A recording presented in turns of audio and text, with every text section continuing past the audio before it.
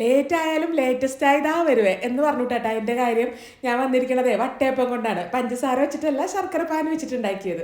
അപ്പം അതിന് വേണ്ടി ആയത് തന്നെ ഒരു കപ്പ് പച്ചരി, കുറച്ച് വെള്ളം ഒഴിച്ചിട്ട് നന്നായി കഴുകി ഒരു 4-5 മണിക്കൂർ കുതിർത്താൻ വെക്കുക.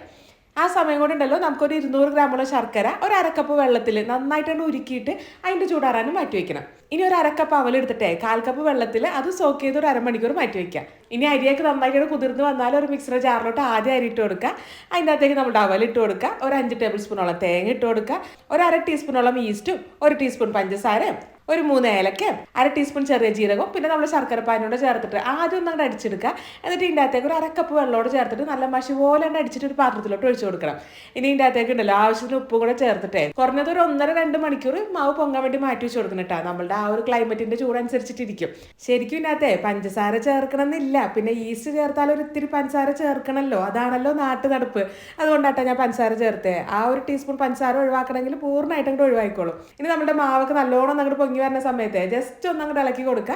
ഇനി ഇത് അങ്ങോട്ട് ആവിയിൽ വേവിച്ചെടുത്താൽ പോരെ. അപ്പോൾ ആ വേവിക്കുന്നതിന് മുന്നേ ആയിട്ടേ ആ പാത്രത്തിൽ ഒരു ഇത്തിരി നെയ്യ് തടവി കൊടുക്കുന്നുട്ടാ. എന്നിട്ട് വേണം അതിൻ്റെ അകത്തേക്ക് നമ്മുടെ ബാറ്റർ ഒഴിച്ച് കൊടുക്കാനായിട്ട്. ഞാനിത് ഇങ്ങനെ ഉണ്ടാക്കുന്ന സമയത്ത് പെട്ടെന്ന് ഇതിൻ്റെ അകത്ത് അണ്ടിപ്പരിപ്പ് ഇപ്പോൾ ചേർക്കോ ഇല്ലേന്നൊക്കെ ഭയങ്കര കൺഫ്യൂഷൻ. അപ്പോൾ ഞാൻ എന്ത് ചെയ്തെന്നാ ഒരു സെറ്റിൽ അണ്ടിപ്പരിപ്പ് വെച്ച് മറ്റേത് ഞാനപ്പോൾ ഈ കശുവണ്ടിപ്പരിപ്പ് വെച്ചില്ല. അങ്ങനെ ആയിട്ടാ ഞാൻ പുഴുങ്ങിയെടുത്തത്.